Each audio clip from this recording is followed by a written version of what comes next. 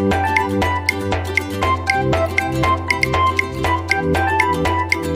दोस्तों, हमारे YouTube channel Hindi पाठशाला में आप सभी का स्वागत करती हूँ।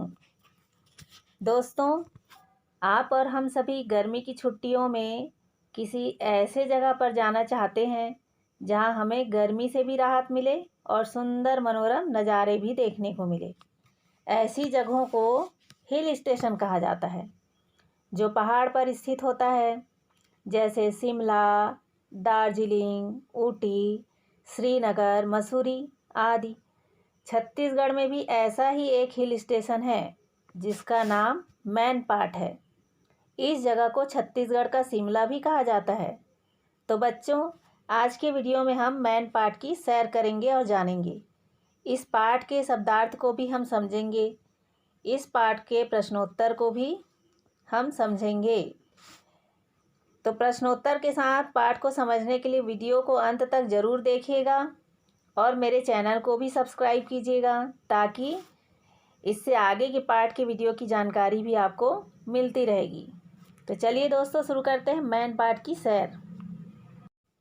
हिल स्टेशन मैनपाट चारों ओर से प्राकृतिक सौंदर्य, जलप्रपातों से भरा पूरा है।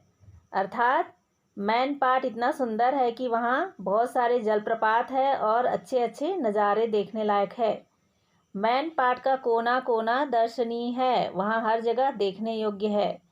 पर्यटक यहाँ आकर अति सुख और शांति का अनुभव करते हैं। वहाँ सबको अच्छा लगता है जाने पर। लोगों के शोरगुल, वाहनों की कानों को खटकने वाली ध्वनियों से मुक्त शांत वातावरण युक्त मैनपाट कहाँ स्थित है? अंबिकापुर से लगभग 85 किलोमीटर दूर हरी भरी पहाड़ियों पर स्थित है। चारों ओर से घने वनों से आच्छादित यह स्थान अनेक छोटी बड़ी नदियों से घिरा है। अर्थात यहाँ पे घने जंगल है और छोटी बड़ी बहुत सारी नदियाँ हैं। ये नदियाँ स्थान स्थान पर जलप्रपात बनाकर अद्भुत मनोरम दृश्य उपस्थित कर देती है। तो ये जो नदियाँ हैं, छोटी बड़ी नदियाँ, ये यहाँ इतने सारे जलप्रपात बनाती है जो दर्शकों के मन को लुभाते हैं। समुद्र तल से 1100 मीटर की ऊंचाई पर 28 वर्ग किलोमीटर में आयताकार पहाड़ी पर बसे मैनपाट के आसपास अनेक दर्शनीय स्थल है। इन दर्शनीय स्थलों के नाम इसमें टाइगर पॉइंट, मछली पॉइंट, मेहता पॉइंट, दरोगा दरहा जलप्रपात, देव प्रवाह अपनी प्राकृतिक शोभा के कारण, सुषमा के कारण दर्शनीय है। पहले हम मैनपाट के पूर्वी भाग में चलते हैं। यहीं पर महादेव मुड़ा नदी बहती है। एक नदी बहती है जिसका नाम है महादेव मुड़ा। ये नदी वनों के बीच 60 मीटर की ऊंचाई से गिरती हुई एक आकर्षक जलप्रपात बनाती है। जब नदी की धारा गिरती है ऊंचाई से, तो वो सुंदर जलप्रपात बनाती है। इस जलप्रपात की धारा जब नीचे कुंड में गिरती है तो शांत वनों के बीच मधुर संगीत सा उत्पन्न कर देती है। जलप्रपात की आवाज़ जो है वो बहुत मधुर लगती है। कभी इस जलप्रपात के आसपास वनराज भ्रमण किया करते थे, अर्थात शेर घूमते रहते थे वहाँ पे, जिनके कारण इस प्रपात को टाइगर पॉइंट कहा जाता है। मुख्य मार्ग पर स्थित होने से यहाँ आना सुविधाजनक है। ये जो है मेन रोड पे स्थित है जगह, इसलिए यहाँ आने जाने में असुविधा नहीं होती। पर्यटकों को ठहरने के लिए यहाँ विश्राम गृह भी है। विश्राम गृह अर्थात रुकने की जगह, गेस्ट हाउस, वो भी वहाँ पर है। अब हम तुम्हें एक अन्य स्थल पर ले चल रहे हैं। यह स्थल मैनपाट से लगभग 15 किलोमीटर दूर है। चारों ओर हरियाली ही हरियाली। पहाड़ों पर उतर आए बादल ऐसे लगते हैं जैसे आकाश ही पहाड़ों पर उतर आया है। मतलब बादल पहाड़ के इतने करीब है वहाँ पर कि लगता है जैसे आकाश को हम छू लेंगे। कभी पहले इस जलप्रपात में बड़ी बड़ी मछलियाँ पाई जाती थी, इसलिए इसका नाम मछली पॉइंट पड़ गया। इस जलप्रपात का नाम जो है मछली पॉइंट पड़ गया। इसके सामने की पहाड़ी से एक पतली जलधारा 80 मीटर की ऊंचाई से गिरती हुई ऐसी प्रतीत होती है मानो कोई दूध की धारा पहाड़ी से गिर रही हो। इस जलप्रपात की धारा जब ऊपर से गिरती है तो ऐसा सुंदर दिखता है जैसे वहाँ पे दूध की धारा गिर रही हो। तो इस कारण से इसका नाम मिल्की वे पड़ गया। मिल्की वे अर्थात दूधिया धारा। तो इस जलप्रपात को दूधिया धारा भी कहते हैं। प्रकृति के मनोरम दृश्य देखते देखते हमारी आंखें थकती नहीं हैं। अब यदि हम सुंदर नज़ारे देखेंगे तो हमारी आंखें तो देखने ही देखने का मन करेंगी, थकेंगी नहीं। और मैन पार्ट में ऐसे प्राकृतिक दृश्यों की कोई कमी नहीं है। अब हम आपको एक अन्य पॉइंट की ओर लेके चलते हैं। यह पॉइंट मैन पार्ट से केवल 8 किलोमीटर की दूरी पर स्थित है। इसे मेहता पॉइंट कहते हैं। यहाँ के हर एक पॉइंट का नामकरण किसी विशेष कारण से किया गया है। सरगुजा और रायगढ़ की सीमा निर्धारित करने वाला यह पॉइंट एक ऐसे जल क्षेत्र का निर्माण करता है जो एक सागर के समान प्रतीत होता है। मेहता पॉइंट जो है ऐसे जल क्षेत्र का निर्माण करता है जो बिल्कुल सागर की तरह लगता है। वन विभाग ने यहाँ भी पर्यटकों की सुविधा के लिए विश्राम गृह की व्यवस्था कर दी है, अर्थात गेस्ट हाउस की व्यवस्था की है। यूँ तो वन विभाग ने पर्यटकों की सुविधा के लिए अनेक दर्शनीय पॉइंट पर पहुँचने के लिए पक्की सड़कों का निर्माण कराया है। शासन द्वारा यहाँ पे पक्की सड़कें बनाई गई है जिससे पर्यटकों को आने जाने के लिए असुविधा ना हो। लेकिन वन क्षेत्र में सभी स्थानों में सड़क निर्माण करना तो कठिन कार्य है। ऐसे कुछ दर्शनीय स्थल पर तो लोगों को पैदल ही जाना पड़ता है। दरोगा दरहा ऐसे ही स्थल है जहाँ पैदल जाना पड़ेगा। जलप्रपात देखने वालों के पैर मजबूत होने चाहिए क्योंकि वहाँ पर अनेक घाटियाँ हैं। यहाँ गहरी खाइयों से होकर जाना पड़ता है। लेकिन अपने लक्ष्य पर पहुंचकर प्रकृति का नज़ारा देखकर 10 किलोमीटर पैदल चलने की सारी थकान छूमंतर हो जाती है। वहाँ पहुँचते हैं चलकर तो बहुत थकान लगती है, लेकिन जब पहुँच जाते हैं तो वहाँ का नज़ारा इतना सुंदर देखने लायक होता है कि वहाँ पर जाते ही सारी थकान दूर हो जाती है। तुम यहाँ आराम से घंटे भर बैठकर प्रकृति की शोभा को निहार सकते हो। मैन पार्ट के सभी प्राकृतिक स्थलों को एक दिन में देख पाना असंभव है। वहाँ पे इतने सारे अच्छे अच्छे जगह है कि वो एक दिन में देखा जा सकना संभव नहीं है। वहाँ पे जिस स्थल पर भी तुम पहुँचोगे वहाँ से हटने को जी नहीं चाहेगा। तबीयत करेगी कि बैठे बैठे उस मनोरम दृश्य को देखते रहें। तो फिर एक दिन में सभी स्थल कैसे देखा जा सकता है? इसलिए पर्यटक कम से कम 2 दिनों का समय निकालकर यहाँ आते हैं। तुम पहले दिन इन्हीं स्थलों का भ्रमण कर सकते हो। दूसरे दिन का भ्रमण तुम देव प्रवाह से कर सकते हो। वन क्षेत्र कमलेश्वरपुर में एक प्राकृतिक झील है जो आगे चलकर एक नाले का रूप धारण कर लेती है। यही नाला 80 मीटर की ऊंचाई से गिरता हुआ एक प्रपात बनाता है। यही देव प्रवाह प्रपात कहलाता है। यहाँ आसपास का वन क्षेत्र वन औषधियों से भरा हुआ है। हमारे लिए जो साधारण वृक्ष है, जानकारों के मुताबिक उनमें से कुछ वृक्ष तो कल्प वृक्ष के समान महत्वपूर्ण हो सकते हैं, यानी उपयोगी हो सकते हैं। मैन पार्ट में सूर्योदय और सूर्यास्त देखने के कई स्थल है, अर्थात मैन पार्ट में कई ऐसे जगह है जहाँ से सूर्योदय और सूर्यास्त का समय बहुत सुंदर दिखाई देता है। पर्यटक इन स्थानों पर पहुंचकर सूर्योदय और सूर्यास्त का भरपूर आनंद लेते हैं। जलप्रपातों के अतिरिक्त मैन पार्ट में अनेक प्राकृतिक गुफाएं भी दर्शनीय हैं। ये नेचुरल गुफाएं बनी हुई है जो देखने के लायक है, जिसे देखने जाते हैं पर्यटक। इन गुफाओं के संबंध में हम तुम्हें बाद में बताएंगे। मैन पार्ट अपनी एक और विशेषता के लिए विख्यात है, मतलब प्रसिद्ध है। तुम जानते हो कि भारत सदा से ही शांतिप्रिय देश रहा है। हमने अपने ऊपर विदेशियों के अनेक आक्रमण झेले हैं, जैसे तुर्कियों के, डच के, फ्रांसीसियों के। ये सब आक्रमणकारी हमारे देश को लूटने के लिए आए हैं, लेकिन कभी भी किसी देश पर आक्रमण हमारे देश भारत ने नहीं किया। विदेशी ही यहाँ पर आक्रमण करने के लिए आए हैं। हमारे धर्म प्रचारकों ने देश देश में घूम घूम कर शांति का प्रचार किया और विश्व की कई विपत्ति में पड़ी जातियों को अपने यहाँ शरण दी। ऐसे ही विपत्तिग्रस्त तिब्बती शरणार्थी जब 1962-63 के चीन युद्ध के पश्चात भारत आए तो भारत सरकार ने उन्हें मैन पार्ट में बसाया। जब चीन युद्ध हुआ था ना 1962 और 1963 में, तो यहाँ बहुत से शरणार्थी आए थे जिसे भारत ने मैनपाट में बसाया। यह स्थान जलवायु की दृष्टि से उनके लिए अनुकूल था, उनको रहने बसने में कोई असुविधा ना हो, इसलिए वहाँ पर उनको बसाया गया। आज मैनपाट भारतीय और तिब्बती दो संस्कृतियों का संगम स्थल है। बौद्ध धर्मानुयायी इन तिब्बती शरणार्थियों ने भगवान बुद्ध के एक भव्य मंदिर का निर्माण कराया। वहाँ पर भगवान बुद्ध का एक भव्य मंदिर यानी बड़ा सा मंदिर निर्माण कराया गया, जो भवन निर्माण कला की दृष्टि से अनोखा है। यानी वो मंदिर भी इतना सुंदर है कि उसे सब देखने जाते हैं। बौद्ध गुरु दलाई लामा ने आकर इस मंदिर का उद्घाटन किया था, जो है वो यहाँ पर आकर इस मंदिर का उद्घाटन किए थे। तिब्बती शरणार्थी खेती करते हैं, पशुपालन करते हैं और वस्त्र निर्माण का धंधा भी करते हैं। मैनपाट में तिब्बतियों द्वारा निर्मित गलीचे को कालीन कहते हैं और भारत के बड़े बड़े नगरों में विक्रय के लिए भेजे जाते हैं।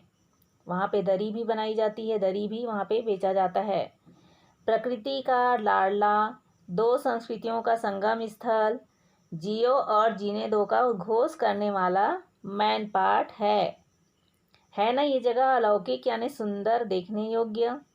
क्या तुम्हारा मन इसे देखने के लिए ललचाएगा नहीं? तो फिर अगली छुट्टी में शिमला, मसूरी, श्रीनगर और पचमढ़ी का सैर सपाटा करने का विचार छोड़ दो और गर्मी की छुट्टी में मैनपाट यात्रा की योजना बना डालो। तो बच्चों, इस पाठ के माध्यम से आपने मैनपाट की सैर कर ली। अब हम इस पाठ के शब्दार्थ को समझेंगे। हिल स्टेशन माने पहाड़ पर स्थित मनोरम पर्यटन स्थल। जो स्थल पहाड़ पर स्थित है, देखने योग्य स्थल, उसको हिल स्टेशन कहते हैं। कर्णभेदी माने कानों को भेदने वाली तेज आवाज़, ऐसी आवाज़ जो कानों को अच्छी ना लगे। आच्छादित माने ढका हुआ। सागर माने समुद्र। अलौकिक माने संसार से परे। वन माने जंगल। अद्भुत माने आश्चर्यजनक। दुरूह माने कठिन। अनुयायी माने मानने वाले या समर्थक। पर्यटक माने मनोरम स्थलों को देखने आने वाले लोग या घुमक्कड़। जो पर्यटन स्थल घूमने जाने के लिए जगह जगह जाते हैं, पर्यटन स्थल देखने के लिए, उन्हें पर्यटक कहते हैं। वन औषधि माने जंगलों से प्राप्त होने वाली दवाई की जड़ी बूटियाँ। छूमंतर माने दूर हो जाना या गायब हो जाना। मनोरम माने सुंदर। विपत्ति माने संकट। दर्शनी माने देखने योग्य। ध्वनि माने आवाज़। सुषमा माने शोभा या सुंदरता। विख्यात माने प्रसिद्ध। शरणार्थी माने शरण लेने वाले। इसके बाद हम इसके प्रश्न उत्तर को समझेंगे। पहला प्रश्न देखिए, मैनपाट कहाँ बसा है? तो ये छत्तीसगढ़ में है, ये तो आप सभी जानते हैं। तो छत्तीसगढ़ में अंबिकापुर से 85 किलोमीटर दूर पर मैनपाट जो है वो बसा हुआ है। ये इसका उत्तर होगा। दूसरा प्रश्न है, मैनपाट के पूर्वी भाग में कौन सा दर्शनीय स्थल है? तो मैनपाट के पूर्वी भाग में महादेवमुड़ा नदी है, जो आगे बहकर टाइगर पॉइंट नामक जलप्रपात बनाती है। प्रश्न तीसरा है, मेहता पॉइंट किन किन जिलों की सीमा निर्धारित करता है? तो मेहता पॉइंट 2 जिलों की सीमा निर्धारित करता है, एक तो सरगुजा, दूसरा रायगढ़। प्रश्न 4, मैनपाट किन दो संस्कृतियों का संगम स्थल है? इसका उत्तर है भारतीय और तिब्बती संस्कृति। ये दोनों संस्कृतियों का संगम स्थल है मैनपाट। प्रश्न नंबर 5, मैनपाट में तिब्बतियों द्वारा निर्मित कौन सी वस्तु दूर दूर तक मशहूर है? तो तिब्बतियों द्वारा जो गलीचे और दरी बनाए जाते हैं वो वस्तु दूर दूर तक मशहूर है और कई जगह विक्रय किए जाते हैं। ये इसका उत्तर है। प्रश्न नंबर 6 है, तुम्हारे आसपास घूमने लायक कोई जगह अवश्य होगी, इसके बारे में लिखो। ये आप जहाँ रहते हैं वहाँ पे यदि आसपास घूमने के लायक जगह है तो उसके बारे में आप खुद विचार करके लिख सकते हैं। प्रश्न नंबर 7, यदि तुम्हें घूमने जाने का मौका मिले तो तुम कहाँ जाना चाहोगे और क्यों जाना चाहोगे? सभी छुट्टियाँ बिताने के लिए कहीं ना कहीं जाना चाहते हैं, आप भी जाना चाहते होंगे, तो ऐसी कौन सी जगह जाना चाहोगे और क्यों जाना चाहोगे, उसको आप यहाँ पर लिख सकते हैं। प्रश्न नंबर 8 है, नीचे लिखे वाक्यों से क्या क्या आशय है। क, मैन पाट का कोना कोना दर्शनीय है। इसका क्या मतलब हुआ कि मैन पाट में अनेक स्थान ऐसे हैं जो छोटी बड़ी नदियों से घिरा हुआ है, और ये नदियां अनेक स्थानों पर जलप्रपात बनाकर अद्भुत दृश्य उपस्थित करती है, बहुत सुंदर दृश्य उपस्थित करती है। यहाँ पर अनेक दर्शनीय स्थल है, मतलब देखने लायक बहुत सुंदर सुंदर जगह है, इसलिए हम कह सकते हैं कि मैन पाट का कोना कोना दर्शनीय है। दूसरा ख देखिए, यहाँ आसपास का वन क्षेत्र औषधियों से भरा हुआ है, अर्थात मैन पाट के आसपास के वन क्षेत्र में दवाइयाँ बनाने वाले पेड़ पौधे, जिन पेड़ पौधों से दवाई बनाई जा सकती है, छाल से, पत्तियों से आदि से दवाई बनती है ना, तो ऐसे पौधे अत्यधिक मात्रा में वहाँ पे पाए जाते हैं, इसलिए इस क्षेत्र को वन औषधियों से भरा हुआ क्षेत्र कहते हैं। आगे देखिए प्रश्न,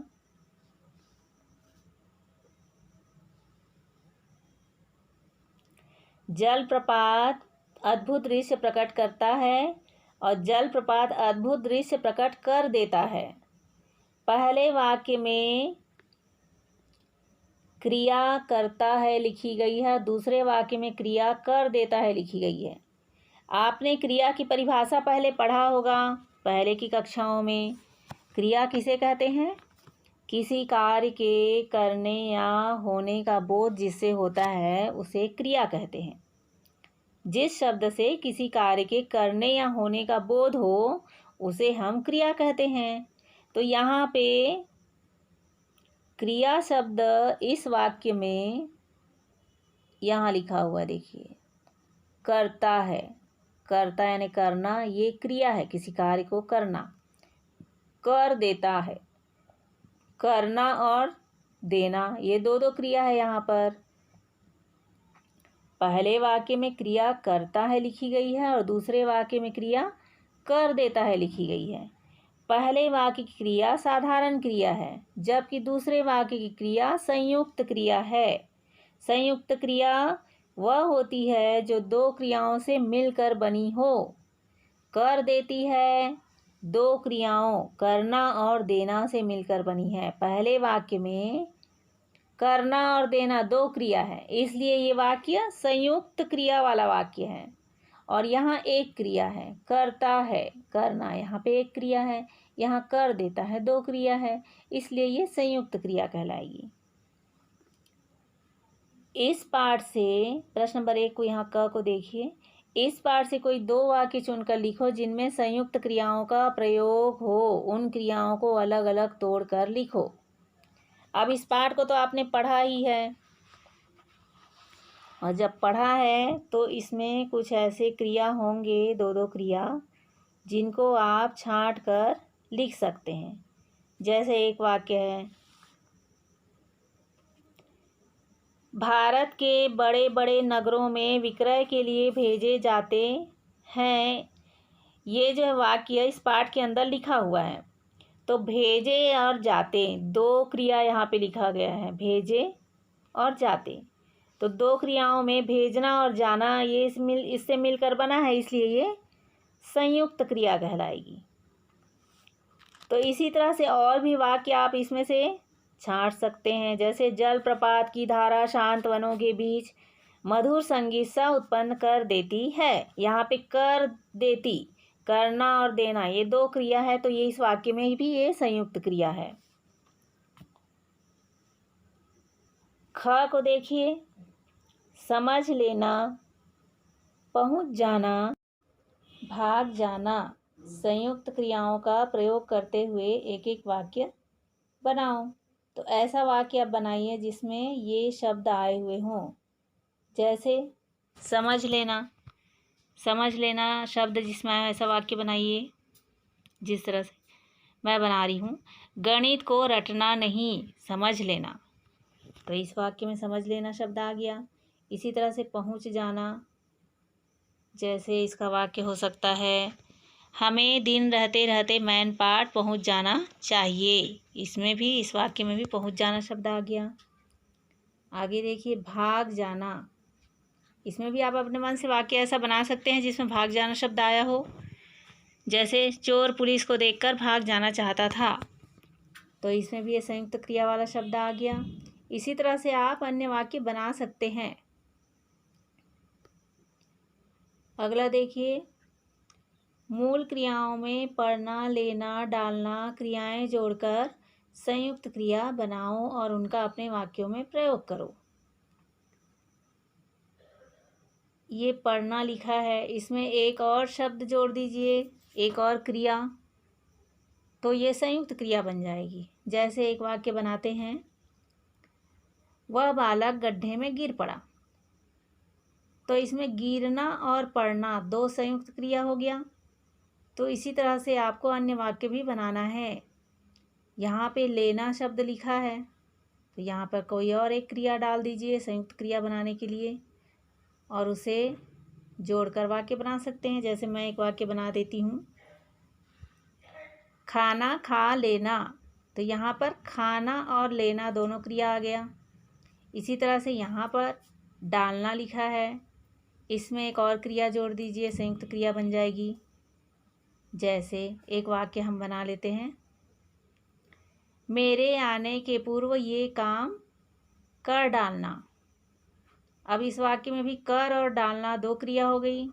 इसी तरह से आप अन्य वाक्य भी इस तरह से संयुक्त क्रिया जोड़कर बना सकते हैं। अपनी इच्छा अनुसार कोई भी वाक्य बना सकते हैं। प्रश्न नंबर 2 देखिए, तुमने वर्णमाला पढ़ी है, 12 खड़ी का क्रम भी तुम जानते हो। अब इन शब्दों को 12 खड़ी के क्रम में लिखो। यहाँ पर शब्द दिए गए हैं, देखिए, मीत, मुख, मंगला, मिलना, मदन, माता, मुरली, मृग, मेला, मैल, मोहन, मौका। इन शब्दों को 12 खड़ी के क्रम में जमाकर आपको लिखना है। तो पहले आ की मात्रा वाले शब्द को देखेंगे। ये अ की मात्रा वाले मदन, उसके बाद आ की मात्रा वाले माता, फिर छोटे ई की मात्रा वाले शब्द मिलना, फिर बड़े ई मीत, फिर छोटे ऊ की मात्रा वाले मुरली, फिर बड़े ऊ की मात्रा वाले मुख, फिर री की मात्रा वाले मृग, फिर ए की मात्रा वाले मेला, फिर ए की मात्रा वाले शब्द मैल, फिर ओ की मात्रा वाले शब्द मोहन, फिर औ की मात्रा वाले मौका, और अंत में माँ में अम की मात्रा वाले शब्द मंगला। इस तरह से इस शब्द को आप क्रम से जमाकर लिख सकते हैं 12 खड़ी के क्रम में। आगे देखिए, तुम पेन से लिख रहे हो, हमीदा सोहन के लिए किताब लाई, पेड़ से पत्ते गिरते हैं। पहले और तीसरे वाक्य में से का प्रयोग हुआ है। पहले वाक्य में लिखने का साधन पेन है, यहाँ से साधन को, से जो है वो साधन को बताता है। तीसरे वाक्य में पेड़ से पत्ते गिरते हैं, यहाँ लिखा है, देखिए, पेड़ से पत्ते गिरते हैं, तो यहाँ पेड़ से पत्ते गिरते हैं, यहाँ से, ये जो से दिया है, अलग होने का भाव बताता है। दूसरे वाक्य में के लिए सोहन एवं किताब को जोड़ रहा है। यहाँ जो लिखा है दूसरा वाक्य, देखिए, हमीदा सोहन के लिए किताब लाई, तो के लिए जो है वो किताब को सोहन से जोड़ रहा है। यहाँ हमीदा सोहन के लिए किताब लाने का काम कर रही है, यानी जब हम किसी दूसरे के लिए काम करते हैं तो उस काम एवं उस व्यक्ति को जोड़ने में के लिए का प्रयोग करते हैं। जैसे पिताजी काजल के लिए साइकिल खरीदने बाजार गए, तो ये जो के लिए, से, पर, ने, इस तरह का जो शब्द लिखा जाता है उसे हम क्या कहते हैं? कारक चिन्ह कहते हैं। क्या कहते हैं? कारक चिन्ह कहते हैं। तो ये प्रश्न नंबर 3 उसी पर आधारित है। प्रश्न नंबर 3 में देखिए, ने, पर, से, में, का कारक चिन्हों से युक्त अलग अलग वाक्य बनाओ। तो पहले देखिए ने जो है शब्द, यहाँ देखिए ने, तो ने अक्षर से ऐसा वाक्य बना लीजिए जैसे राम ने रावण वध किया। तो ने जो है वो कारक चिन्ह है। कोई वाक्य हम बनाते हैं तो दो शब्दों को मिलाने के लिए बीच में कारक चिन्ह का प्रयोग करते हैं, तो वो कारक चिन्ह यहाँ पे लिखा है ने। ने से एक वाक्य बन गया। दूसरा है पर से बनाइए। पर से कोई भी वाक्य बना सकते हैं जिसमें पर कारक शब्द हो। जैसे मेज पर किताब रखी है, देखिए उसमें पर कारक शब्द आ गया। ऐसे ही से कारक चिन्ह से बनाइए। पेन से लिखो या कलम से लिखो, तो ये से जो है संबंध कारक चिन्ह यहाँ पर इस वाक्य में आ गया। में से बनाइए वाक्य। ये देखिए में से बनाइए। यहाँ पर थैले में सामान रख दो, तो यहाँ पर में कारक चिन्ह आ गया। ऐसा कोई भी वाक्य आप अपने मन से बना सकते हैं। अगला प्रश्न देखिए, इस शब्द पहेली में मैन पाट तथा कुछ दर्शनीय स्थानों के नाम आए हैं। ऐसे 8 नाम खोज कर लिखो। यहाँ पर देखिए जो चौखटा दिया है इसमें बहुत सारे पर्यटन स्थलों के नाम हैं, आपको ढूंढ के लिखना है। जैसे यहाँ दिया है देखिए नैनीताल, नैनीताल, नैनीताल हमने लिख दिया। उसके बाद यहाँ दिया है नीचे देखिए शिमला, शिमला। फिर दिया है यहाँ पे तिब्बत, तिब्बत। फिर दिया है यहाँ टाइगर पॉइंट, टाइगर पॉइंट। फिर यहाँ देखिए मैन पाट, मैन पाट है। यहाँ है ऊटी, ऊटी दिया हुआ है। फिर आगे देखिए श्रीनगर, श्रीनगर, यहाँ श्रीनगर है। फिर यहाँ पर दिया है पचमढ़ी, पचमढ़ी नामक पर्यटन स्थल है। और यहाँ दिया है मसूरी, मसूरी नामक पर्यटन स्थल यहाँ दिया गया है। इस तरह से 8 पर्यटन स्थल का नाम यहाँ दिया गया है। अगला है कि आप यदि छत्तीसगढ़ के किसी अन्य दर्शनीय स्थल का वर्णन आप करेंगे, जिस स्थान को आप जानते हैं उसका वर्णन आप यहाँ कर सकते हैं। स्थान का नाम लिखना है, फिर कहाँ स्थित है इसे लिख सकते हैं। मुख्यालय से दूरी कितनी दूर पर स्थित है, उस स्थान तक कैसे जाया जा सकता है, बस से या कोई अन्य साधन से किस तरह से जा सकते हैं, और दर्शनीय क्षेत्र में क्या क्या देखने लायक जगह है उसके बारे में आप यहाँ पर लिख सकते हैं। तो बच्चों ये पाठ आप लोगों को बहुत अच्छी तरह से समझ में आ गया होगा। तो यदि यह वीडियो पसंद आई हो तो आप मेरे चैनल को ज़रूर सब्सक्राइब कीजिए और बेल आइकन को दबा दीजिए ताकि आगे आने वाली वीडियो की जानकारी आपको मिल सके। Thank you.